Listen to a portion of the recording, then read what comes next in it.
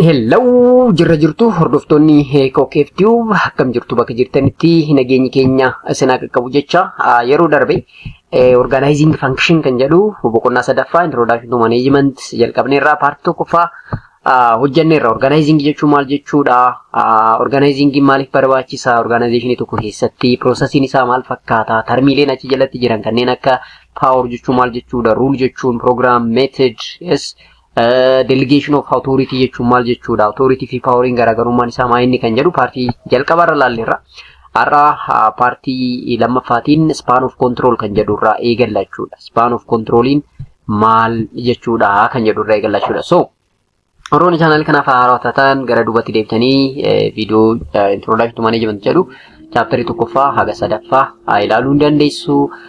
Warroonni channel keenya wajjin turtan immoo viidiyoo keenya akkuma barame like gochuu, barattoota yuunivarsiitii biraa jiraniif share gochuun dagatinaa jenna.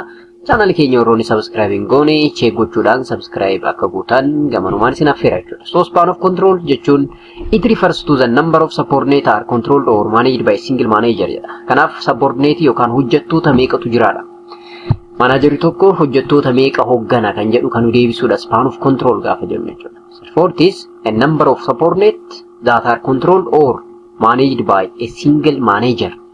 Kana kan ibsu span of control jedhama jechuudha. So here organization have a narrow span of control at the top and a wide span of control at the lower level. Akkuma beekamu organization in tokko top level, middle level fi lower level qaba. Lower level irratti hojjettoota hedduutu jira. Kanaaf achi jalatti maybe manaajeri tokko namoota hedduu hoogganuu danda'a, subordinate hedduu qabaachuu danda'a. Gara toppii gaafa deemaa deemnu immoo maal span of controliin xiqqaachaa deema jechuudha, naaroo ta'aa deema jechuudha. Kanaaf hammi namoota manaajera tokko jala jiranii gara olii gaafa deemnu xiqqaachaa deema, gara gadi gaafa deemnu immoo bal'achaa yookaan baay'achaa deema jechuudha. Isa sana nutti himuu barbaadeeti. So here a single manager is managing a few number of subordinates yoo ta'e narrow span of control jechuudha. NSOC jechuun narrow span of control jechuudha. Keenyaaf single manager managing a few number of subordinates yoo ta'e narrow span jennaani. If the span is small, the manager may tend to supervise effectively including 3 to 3 member of subordinates jedha. Akkuma beekamu manajeri tokko namoota hogganu baay'ee muraasa kan ta'u yoo ta'e namoota sanniin sirriitti organize gochuu, manage gochuudhaaf hin rakkatu jechuudha. So in Nibra, a single manager managing a large number of subordinates kan ta'u yoo ta'e immoo that is what called wide span of control jenna jechuudha. If a single manager is managing a large number of subordinates, we call that wide span of control jechuun isa sana jechuudha. If a large number or if span is large, the manager may not be able to supervise effectively 7 to 8 people. Keenyaaf narrow span keessatti namoota nama haga sadii lama haga sadii jidduutti ta'uu danda'a kan inni supervise gochuu danda'u. Gaafa large ta'e garuu 7 haga 8 ta'uu danda'a. Kuni effectiveness irratti gadi buusaa deema jechuudha. Adaduma namni baay'achaa deemuun effectiveness akkasitti gadi bu'aa deema jechuudha. So narrow span of control and the wide span of control maa inni garaagarummaan isaanii. Inni kun yeroo baay'ee exit exam irra dhufa waan ta'eef adda baasanii beekuun baay'ee murteessaadha jechuudha. Gaafa narrow span of control jennu featurein isaa characteristicsin isaa maal fakkaata. Wide span of management gaafa jennu featurein isaa yookaan characteristicsin isaa maal fakkaata kan jedhu sirriitti adda baasnee beekuu qabna jechuudha. Narrow gaafa jennu it is tall organization yeroo baay'ee. So the organization is very tall. Yes. Very tall. Kallattii gara dheerata jechuudha. Inni biraa a number of subordinates are low. Yes, narrow jennaan number of subordinates is very low dha. Taksiin achi jalatti hojjetamu yeroo baay'ee they are very complex dha jechuudha.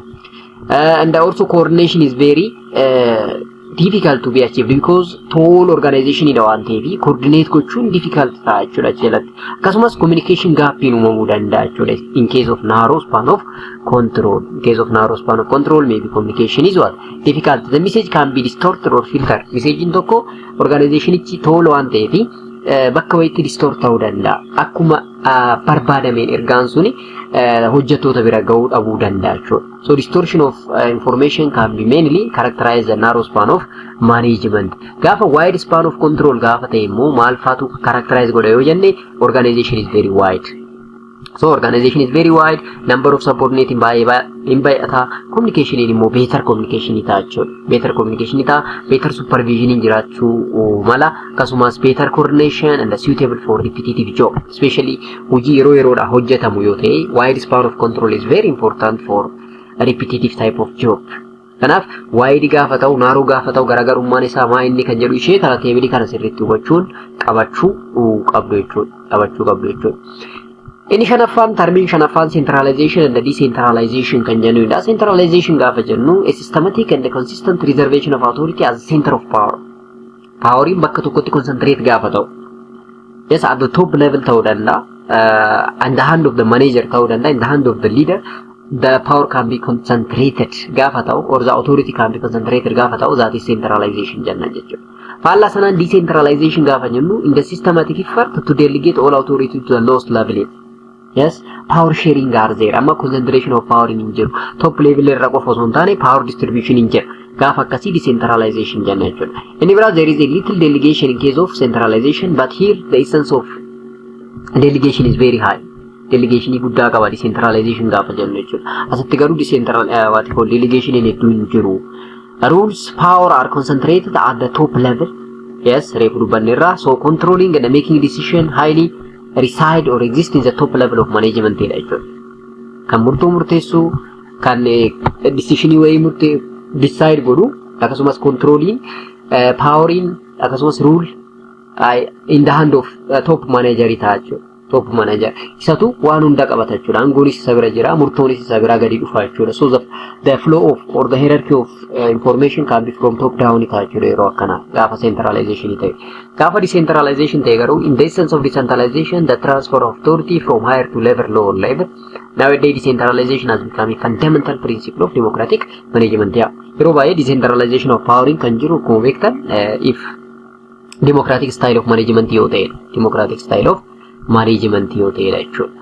So paartiin lammaffaan isa kana fakkaata. Paartiin lammaffaan almost isa kana asin dura eegallee turre chapter sadaffaa organizing kan jedhu. Kanaaf paartiin tokkoffaan kana fakkaata. Paartiin lammaffaan boqonnaa sadaffaa haganuma itti fufnee boqonnaa afuraffaa ilaalla jechuudha. Staffing kan jedhu ilaalla. Managerial function inni afuraffaan staffing jechuudha. Egaa amma dhaabbanni tokko pilaanii baaseera. Pilaanii sana fayyadamee organizing godheera. Organization dhaabeera. Organization sana erga dhaabee booda humna namaa barbaada jechuudha. Humna namaa ramaduu qaba. The right person at the right position. Hojiin tokko hojjetamee kaayyoon dhaabbata sanaa galma akka ga'u yoo barbaadame maaltu ta'uu qaba? We have to have a proper manpower. Manpower qabaachuu qaba. Iddoon manpower ittiin argannu suni maal jedhama? Staffing jedhama jechuudha. Staffing. So staffing is one scenario of what? Obtaining a manpower.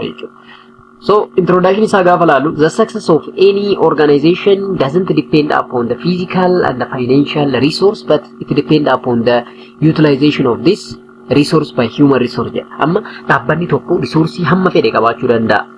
Resource gahaa qabaachuu danda'a. Resource hamma fedhe qabaatus, finance hamma fedhe qabaatus, humna namaa gahaa hin qabu taananii resource sun gara productivitti gara profitability geeddaramuu danda'u jechuudha. So human resource are the most important asset of an organization for its success.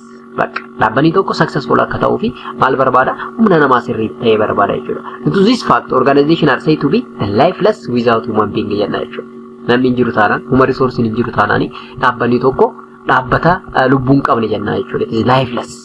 It is lifeless organization jechuu dandeenya. So staffing function is concerned with bringing the rights and the efficient people in the organization jechuudha. Staffing jechuun jechuudha namoota beekumsa gahaa qaban, namoota hojii sanaaf dandeettii qaban argachuu jechuudha. Staffing jechuun yookaan ramaduu jechuudha. So this is the scenario of staffing. So staffing involves managing an organizational structure through proper and effective selection, appraisal, development of personnel to fill the roles designed into the structure. Yes, staffing involves managing the organizational structure through proper and effective selection, appraisal, development of a personnel to fill the role designed into the structure. Yes, namoota select goone jechuudha. Kallattii maan finnee akkasumaan finnee bakka wayirratti hin keenyu namoota sanniin caalaluu qabna. Beekumsa isaanii dandeettii isaanii madaaluu qabna. Kana qofa osoo hin taane gahoomsuu qabna treeningii garaagaraa kennuudhaan jechuudha. Ergaa kana goonee boodaaf gaappii jiru hojii sana keessatti organizational structure jiru sana keessatti gaappii sana fill gochuudhaaf namoota kanatti fayyadamna jechuudha. So staffing involves the determination of the manpower requirement of the enterprise and providing it with adequate, competent, proper people at the all level. In short, staffing is putting the right person at the right position at the right time. So organization requires people who have different knowledge, skills, experience to fill various positions to attain organizational objective. Wanni nuti staffing goonu yookaan nama qacarruuf inni guddaani organizational objective sana attain gochuudhaaf galma gahinsa objective dhaabbata sana hojjechuudhaaf jechuudha. Gaafa namoota finnu immoo namoota experience qaban, namoota knowledge qabanii fi namoota skill barbaadamu qaban fidanna jechuudha yookaan ramanna jechuudha. So in the nature of staffing so staffing is an important managerial function. Beekamaadha. Staffing hin jiru taanani dhaabbanni tokko lifeless ta'a. Lubbu maleessa ta'a jechuudha. Dhaabbanni tokko lubbuu akka gonfatuuf kan barbaachisu nama sana immoo karaa itti argannu karaa staffing jechuudha. Staffing is an important managerial function kan jennu. Karaa inni biraa staffing is universal activity. Yes, dhaabbanni kamiyyuu whether private or government company it needs manpower. Nama barbaada. Humna namaa barbaada. Kanaaf universal activity jechuudha. Yeroo hunda kan nu barbaachisudha. Bakka hundattuu kan barbaachisudha. So staffing is universal. Inni biraa it is continuous activity. Waan yeroo tokkodhaan dhaabbatu miti staffing. Maaliif namni hojii gadhiisuu danda'a, namni akkasumas staff qacarti tokko teknooloojiin update ta'uu danda'a waan ta'eef beekumsa isaa develop gochuu danda'u qabna. Beekumsa isaa gabbisuu, trainingii, development kennuufi qabna. Kanaaf continuously waan yeroo tokko qofatti hojjetamu miti. Inni biraa the base of staffing function is efficient management of personnel. Personnel management is very important. Staffing help placing the right people at the right job.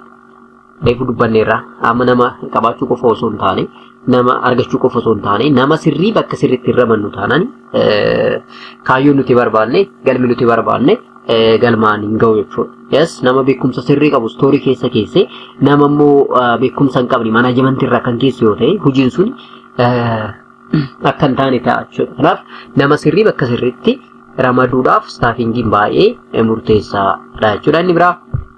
Inni biraa staffing is performed by all manager jedha. All manager can perform staffing. Yes, kana jechuun manager kamiyyuu nama qacaruu dhabuu danda'a. Garuu the top level haa ta'u, middle level haa ta'u, lower level haa ta'u karaa adda addaatiin maybe trainingii kennuudhaan ta'uu danda'a, hirmaachuu danda'a waan ta'eef manager kamiyyuu practice godha jechuudha staffingii kana jechuudha. So what are the importance of staffing? Maali staffingin kuni maaliif barbaachisaa? Faayidaan isaa maali kan jedhu ilaalla jechuudha. Staffing have very important function. Inni jalqabaa it helps in discovering and obtaining competent personnel for various jobs.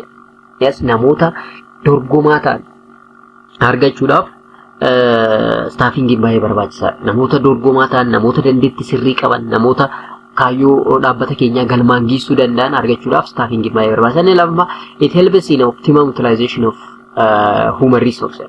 Yes, humna namaa qabnu properly or optimum isaa fayyadamuudhaaf utilize gochuudhaaf what called staffingin kun baay'ee barbaachisaadha. Inni biraa it helps in developing a professionals in every field of organizational activity dha.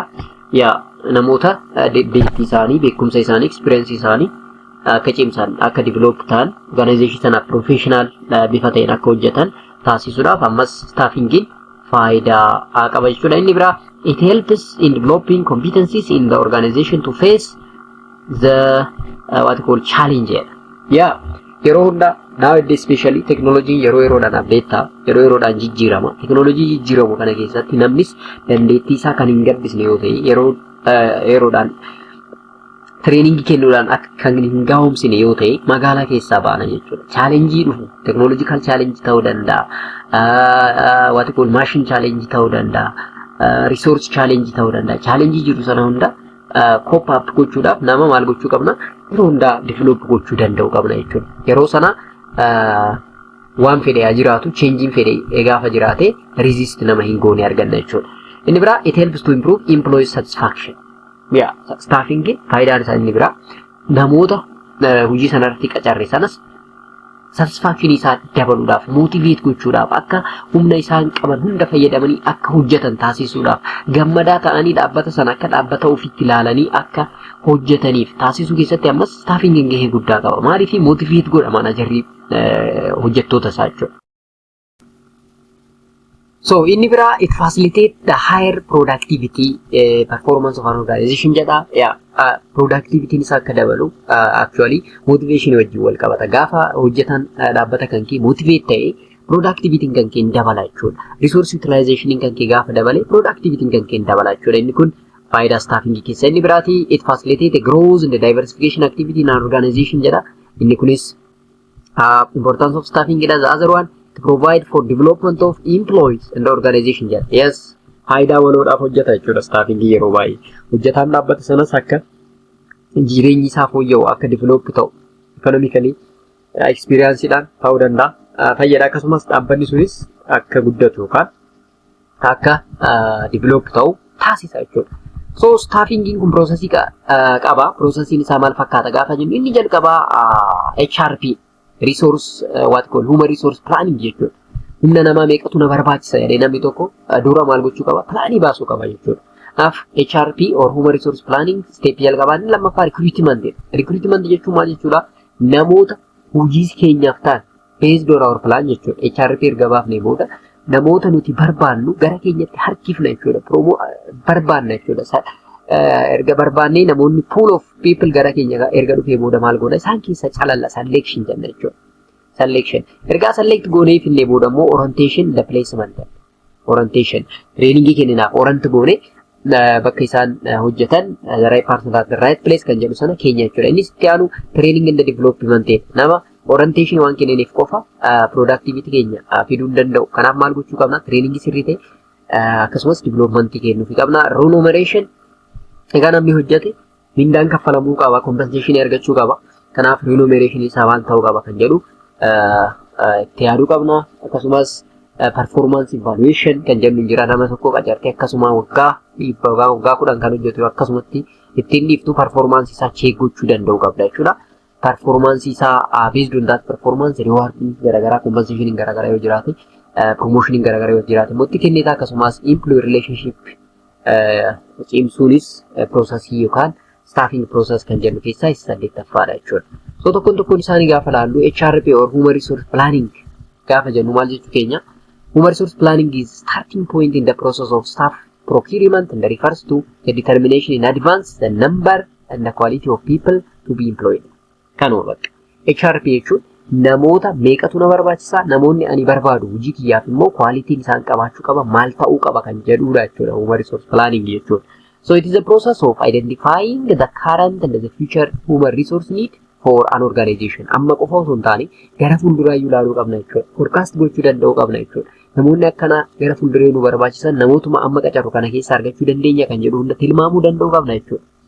Consist of putting the right number of people, the right kind of people at the right place and at the right time kan jennu jechuudha. Yes, HRP jechuun kana hunda of keessatti hammata jechuudha. The number of people, the right person, the right kind of people at the right place at the right time and doing the right thing. Maaliif wanti nuti nama qacarruu fi hojiin keenya akka nuuf hojjetamu waan ta'eef the right person at the right position for doing the right thing ta'uu qaba jechuudha. Kanaaf inni kun iddoo nuti HRP yookaan human resource planning keessatti murteessinudha jechuudha. So baay'ee murteessaadha jechuudha iddoon kun. Maaliif namoonni nuti barbaannu meeqa, namoonni nuti barbaannu immoo quality'n isaanii maal ta'uu qaba. Gara fuulduraa rakkoo akkana yoo jiraate rakkoon garagaraa yoo dhufu rakkoo sana furuudhaafis namootuma kana keessa argachuu dandeenya. Rakkoo amma qabnu kanaaf immoo current problemii kanaaf yookaan gaappii jiru fiil gochuu danda'u kan jedhu sirriitti adda baasuu danda'u qabna jechuudha. Inni lammaffaa recruitmentidha. It is linking activity that brings together those offering jobs and those taking jobs. Gabaabumatti namoota hojii barbaadanii fi kan namoota hojii hojjechiisaa barbaadanis hojii fi hojjechiisaa iddoo itti wal argamsiisudha jechuudha recruitment jechuudha. Egaa nama barbaadnu sana akkasumaan teenyeen argannu gaazexaa irratti baasuu dandeenya, vaakaansii garagaraa baasuutiin ta'uu danda'a, namoota saddeet promotionii garagaraatiin ta'uu danda'a, baazaarii garagaraatiin ta'uu danda'a. Namoota hojii keenyaaf nu barbaachisan maal goona barbaadna jechuudha. That's known as recruitment. So recruitment is a positive process of searching for prospective employees and stimulating them to apply for the job in your organization. Argitee barbaadu qofa osoo hin taane stimulate gochuu qabna. Dhaabbata keenya akka filatan, dhaabbata keenya akka jaallatanii fi isaan sana kakaasuu stimulate gochuu, initiate gochuu danda'u qabna. It is a process to attract a maximum number of applicants so as to have more option for a selection. Argitee selectioniidhaaf optionii keenya bal'isuudhaaf namoota hedduu gara keenyatti akka dhufan promote gochuu danda'u qabna jechuudha. Eessaa biinnagaa namoota kanneen source of recruitment gaafa jennu either external yookaan immoo internal ta'uu danda'a. Internal source and external source fayyadamuu dandeenya. Internal source gaafa jennu within the organization dhaabbatuma sana keessatti bakka wayii vaakansii wayii guutuudhaaf namootuma hojjettootuma dhaabbata sanaa fayyadamuu dandeenya. External gaafa jennu immoo namoota dhaabbata sana ala jiran karaa adda addaatiin gara keenyatti fiduu dandeenya jechuudha. So internal is recruitment which takes place within the organization jechuudha. Within the organization. Inni kun garuu outside the organization jechuudha. Outside the organization. Actually internally gaafa ta'us it saves time, it saves money and it saves effort. Maaliif namoota dhaabbatuma sana keessatti fakkeenyaaf bifa transferitiin promotionii re-employment ta'uu danda'a. Re-employment of ex-employee jechuun namoota asii dura hojii gadhiisanii deeman yookaan hojii sanarraa ba'an ta'uu danda'a xurataadhaan. Isaanuma sana deebisnee karaa itti qacaruu jira jechuudha. Inni kun faayidaan isaa inni guddaan maa inni sa'aatii yookaan yeroo seef nu gochuu danda'a. Akkasumas gatii baafnu seef gochuu danda'a. Fakkeenyaaf tireeningiidhaaf gatiin ba'u jira. Yes nama haaraa gaafa qacarru tireeningiidhaaf naannawa san barsiisuudhaaf aga naannoo sana sirriitti baree inni jedhu immoo hojii sana seeraan hojjechuu hin danda'u waan ta'eef karaa adda addaatiin baasii nu baasisuu danda'a waan ta'eef cost effectiveidha jechuudha internaliin kun. Garuu internaliin kunis disadvantage qaba. Yeroo baay'ee namootuma barameen akka hojiin hojjetamu wanti haaraan gara kaampaanii sana akka hin dhufne immoo taasisa. Kanaaf disadvantages qaba jechuudha. External gaafa jennu the source is outside jechuudha. Outside of the organization namoota hojii barbaadan karaa adda addaatiin filetti involves a lot of time and money. Yaa kuni gaafii yeroo barbaada akkasumas maallaqa hedduu nu gaafachuu danda'a jechuudha. The external source of recruitment are employee factory gate fakkeenyaaf naannoo university irraa naannoo warshaa garaagaraa irraa namoota hojjetan keessaa nama argachuu dandeenya. Advertisementii garaagaraa hojjechuutiin ta'uu danda'a. Employment agency yes namoota hojii hojjechiisaa wal qunnamsiisan agency garaagaraa fayyadamanii ta'uu danda'a. University garaagaraa irraa deemnee ta'uu danda'a. Kolleejjii garaagaraa irraa ta'uu danda'a. Akkasumas recommendationiidhaanis ta'uu danda'a. Yes namni akkana ani jira hojii keessan keessi ta'u skillii isin barbaadan, experience isin barbaadan, dandeettii isin barbaadan namni qabu jira namni jedhee recommendationiin jiraachuu danda'a. Karaa saniinis hojjetaa argachuun ni danda'ama jechuudha. Kanaaf internal external isaan lamaanuu advantage fi disadvantage immoo akka qaban dagachuu hin qabdan jechuudha. Inni sadaffaan selectionidha. Amma egaa namoota hedduu beeksisaatiin yookaan namoota hedduu karaa adda addaatiin arganne irraa isaan keessaa maal goonaa kan nuuf ta'u filanna jechuudha. This is a process of picking the best among the application pool jechuun kana jechuudha. Namoota apply godhan sana keessaa karaa adda addaatiin namoota nuti barbaadnu keessaa filanna jechuudha. The ultimate objective of selection is to match the requirement of the job, the qualification, the knowledge, skill, experience of an individual of the applicant. Amma hojichi maal barbaada? Yes, nuti maal barbaadna? Namoota akkamii barbaadna kan jedhuu fi namoonni nuti barbaadnu skilliin isaanii, knowledgein isaanii, experiencein isaanii akkaataa nuti barbaadneen ta'uu isaa keessaa filanna jechuudha kan nuuf ta'u. That is known as selection. So it is a procedure of matching organizational requirements with skill and the qualification of the people jechuudha. Kaampaanii keenya maal barbaada? Skilliin namootaa fi qualificationin namoota immoo maal akkaataa kan jedhu iddoo ittiin cross check goonee mirkaneessinudha jechuudha. Egaa namoota keessaa filanne keessaa kan experience nuti barbaadnu qaban keessaa fudhannee maal goona karaa adda addaatiin ammas selection keenya itti deemna jechuudha. Employee selection process selection kunis processii qaba. Employee selection process takes place in the following order jedha. Jalqaba application planning. Yes namni applicationii akka guutu taasifna jechuudha. Odeeffannoo akka nuuf kennu taasifna jechuudha. Yes CV akka nuuf kennu taasifna jechuudha. CV isaa laallaa, application form isaa laallaa. Yes experience inni qabu sana ilaalla. Erga sana laallee calallee booda maal goona written examidhaaf kenna jechuudha. Written test taasisa. Qorumsi ni kennamaaf jechuudha barreeffama qorumsi barreeffama ni kennama. Qorumsa barreeffamaa sana ilaallee reenjii nuti barbaadnu kan standaardii nuti barbaadnu warroota fidan gara maalitti finna gara interviewutti finna jechuudha. Oral question bira geessina jechuudha. So interview karaa adda addaatiin kennuu dandeenya. Maybe in person ta'uu danda'a, phone interview ta'uu danda'a, karaa adda addaatiin interview taasifna namoota sanniin jechuudha. Namoota interview taasifnee kiraateriyaa keenya ni guutan jennee amanne immoo keessaa fudhanna jechuudha. Yeroo sana booda gara medical examination nama tokko medical examination bira geessine jechuun almost namicha sana qacaraa jirra jechuudha. So medical examination isaa sirnaan kan darbu yoo ta'e namichi sun almost appointment letter ni kennamaaf jechuudha. So inni kun employee selection process jechuudha. Employee selection process. So bifa kana keessa erga darbee booda nama tokko exactly at the right place keenya jechuudha. What the difference between recruitment and selection? Maayinni garaagarummaan isaanii recruitment fi selection immoo maaliin garaagarummaa qaban kan jedhu laalla jechuudha. Base irratti fakkeenyaaf meaning isaanii gaafa laalu recruitment is an activity of established a contact between employers and applicant. Yes. Namoota qacaranii fi namoota qacaraman jidduutti hariiroo yookaan communication jiruudha jechuudha. Akkuma recruitment jechuudha. Selection, it is a process of picking up more competent and suitable employees. Amma during recruitment namoonni hedduudha. Hammi lakkoofsi namootaa hedduudha. Maaliif? Kraateriyaa nuti baafanne kanneen guutan hedduu ta'uu danda'u. Isaanan hedduutu dhufa jechuudha yeroo sana. Garuu gaafa selection almost the number is peak small no. Maaliif? Peak goona keessaa jechuudha. Karaa adda addaatiin Jalan lawan ta'e. Objectivii isaanii gaafa laalu recruitment a large number of candidates inquiry gochuudha objectiviin isaa. Inni kun immoo it rejects unsuitable candidate. Yes, asitti namoota large number of candidates walitti qabanne keessaa maybe selectioniidhaan namoonni unsuitable ta'an jiraachuu danda'u. Isaanan sana keessaa calalla jechuudha. Process isaa gaafa laalu recruitmentiin almost they are simple. Vaakansii baasuun qofa gahaa. Vaakansii baafne nama galmeessu bakka wayiitti yoo keenya namoota hedduu galmeessuu danda'a. Maybe emailiidhaan wantoota hedduu argachuu dandeenya jechuudha. Namoota hedduu namoota barbaadu. Garuu selection is very complicated process. Yes, select gochuun achi keessaa namoota hedduu sana keessaa calaluun immoo processii guddaa nu gaafata jechuudha. Processii guddaa nu gaafata.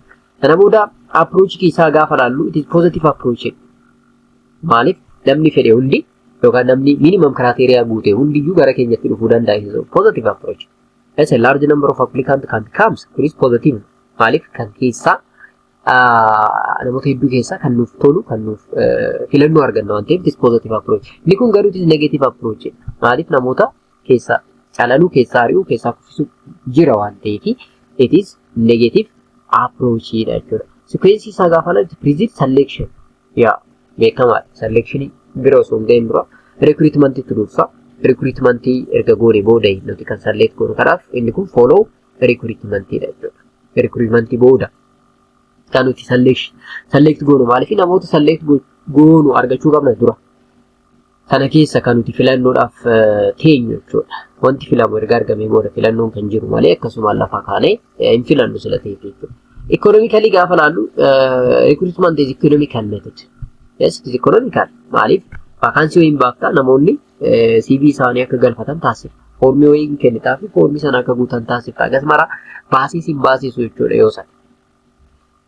Garuu select gaafa goonu it is expensive methodidha. Expensive method. Maaliif qorumsa sororuun jira, qorumsa baasuun jira. Yes. Namoota qorumsa baasaniif, namoota qorumsa sororaniif kaffaluun jira. Yes. Akkasumas interviewun yeroo interview akkas sa'aatii keenya kennineeti time consumingidha. Even cost nu gaafata. Kunis karaa adda addaatiin baasiidhaaf nu saaxila waan ta'eef almost expensive jechuudha. Selection is very very expensive. Time consumption or relatively time consumption isaanii gaafa laallu recruitment is less time consume ta'uu danda'a. Yes, sa'aatiin inni fudhatu yeroo inni barbaadu less ta'uu danda'a. Torbee tokko gidduutti fakkeenyaaf guyyoota hojii 4 jechuu dandeenya.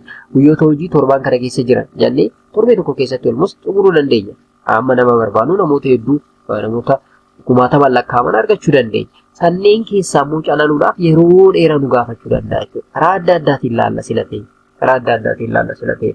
Kanaaf selection is time consuming whereas recruitment is less time consuming jechuudha. Kanaaf har'aaf kanarraa osoo dhaabne bareedaadha. yeroo biraa isa afuraffaa induction, orientation and placement kan jedhurra osoo eegalle bareeda. Akkuma asin dura dubbanne viidiyoon keenya daqiiqaa 30 caaluun qabu kan caalu yoo ta'e maybe dadhabbiin jiraachuu danda'a. Sammuun namaas aktiif kan ta'u daqiiqaa muraasa keessa waan ta'eef ammaaf nugaa paartii sadaffaatiin ammoo arginutti nagatti amma soroonni chaanal keenya subscribe goone garuu chaanal keenya subscribe viidiyoo keenya immoo like gochuudhaan nu jajjabeessaa.